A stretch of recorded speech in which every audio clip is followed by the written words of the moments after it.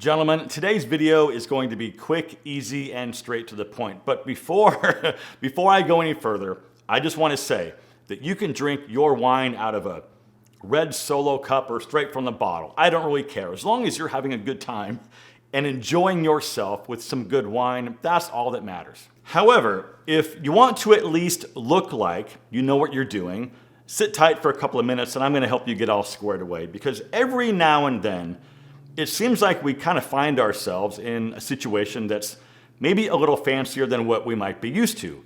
And sometimes, because that situation is sort of out of the ordinary for some of us, it could be a little intimidating. So maybe you've got a new lady friend and she brings you out with a bunch of her friends, or maybe she brings you home to meet her family and they do things a little differently. So your job in that case is to display good manners and have some idea of how to properly drink wine and also how to properly hold your wine glass. And yes, how you hold your wine glass matters, especially if you want to look like you know what you're doing.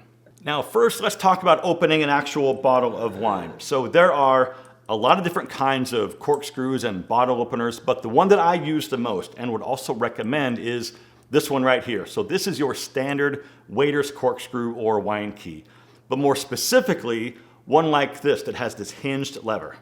On this end, you're going to have the blade, and this is for cutting the foil away.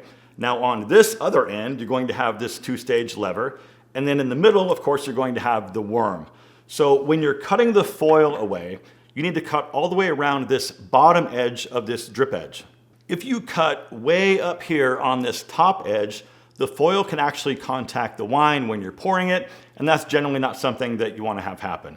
So underneath here, cut all the way around the whole thing and then do one slice up the middle. That way you can peel the whole thing off. From here, put the worm at a slight angle and then penetrate the cork somewhere close to the middle. Then just twist the worm almost all the way in. So I generally won't put it all the way in, and that's just to make sure that I don't put too much bending pressure on the cork when I'm actually pulling it out. Once the worm is in, all you do is hook this first part of the lever on the edge of the bottle and then just pull it up. Now, this is going to pull the cork about halfway out. From there, engage the second part of the lever and you can pull the cork practically all the way out. It may come out all the way, but if it doesn't come all the way out, it's going to be super close. So just grab the whole thing, wiggle it gently, and take it the rest of the way out. Now, we can talk about decanting the wine maybe in another video, but generally speaking, it is a good idea to let the wine breathe for a little while before you drink it. But if you're just trying to get the party started, just go ahead and start pouring. And when you're pouring, never touch the bottle to the glass. Never do that. And also, you're always going to get some kind of a little drip when you're pouring from the bottle. So what you can do to minimize that is to start pouring, and then once you get to the point that you're almost done pouring, just twist the bottle a little bit and that should minimize the drips. Now, these are some of the different wine glasses that I have. None of them are going to be super fancy or anything, but a few of them are a little bit above average. So we have stemless, we've got a Burgundy or a Pinot Noir glass, we've got a universal wine glass, we have a white wine glass and also a Bordeaux glass. And for the record, you can put whatever you want in any of these glasses, but if you're out at maybe a fancy event or a really nice restaurant or wine bar, you are going to be served whatever wine you ordered in the appropriate glass. This little guy right here is a universal wine glass. It's thick, it's heavy, the lip is really thick, and everything about it just sort of looks and feels industrial and thick. It works just fine, but it doesn't give you like an upscale feel. And also, if you feel around the perimeter of the stem, you can actually feel a seam, and actually this one has two seams.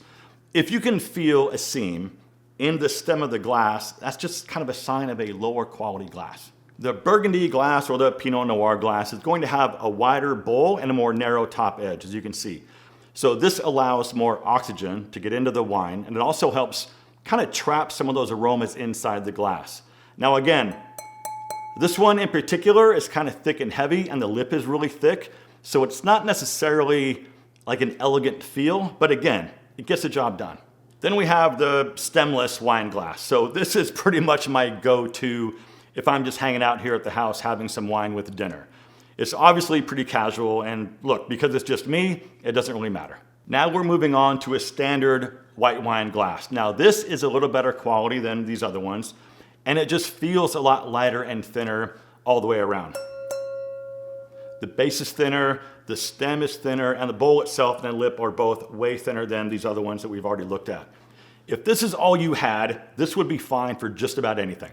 Then we have the Bordeaux glass. Now this is essentially somewhat like a universal red wine glass, and it works for just about anything if this is all you have. Once again though, the whole experience with this glass feels more elevated because the glass itself is way lighter and everything about it is just a lot thinner and just way more elegant. Now on all of these wine glasses, except for the stemless one, you always hold the glass by the stem only. Now sure, you can hold it down here by the base, but that always looks a little bit pretentious to me. What you should not do is hold the glass by the bowl like this, and there's a reason for that. The first reason is you will get fingerprints all over your glass and it will look like absolute trash. Now secondly, because this glass is so thin, the body heat from your hand will actually heat up the wine pretty quickly, and that's just not something that you want to have. For the best experience, you want to enjoy whatever wine you're drinking at the appropriate temperature, or at least as close as possible to that. For red wine, you want to serve it slightly colder than room temperature, right? So something around 62 to 68 degrees Fahrenheit. For white wine, you want that to be slightly warmer than your refrigerator temperature, something between about 49 and 55 degrees Fahrenheit.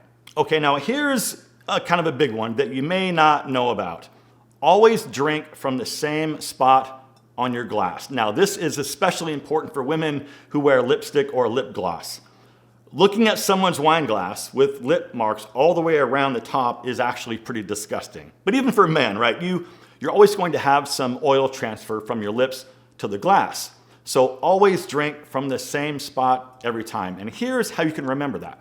So if you're drinking wine from a lower quality wine glass, you'll feel that little seam right here on the stem like we talked about a minute ago. So if you set your glass down and then a minute later you go to pick it back up, just feel for that seam on your fingertips. So what I like to do is I'll try to feel for that seam right here on my fingertips. That way, if I know my fingers are on that seam, where I need to drink from is going to be automatically right here facing me.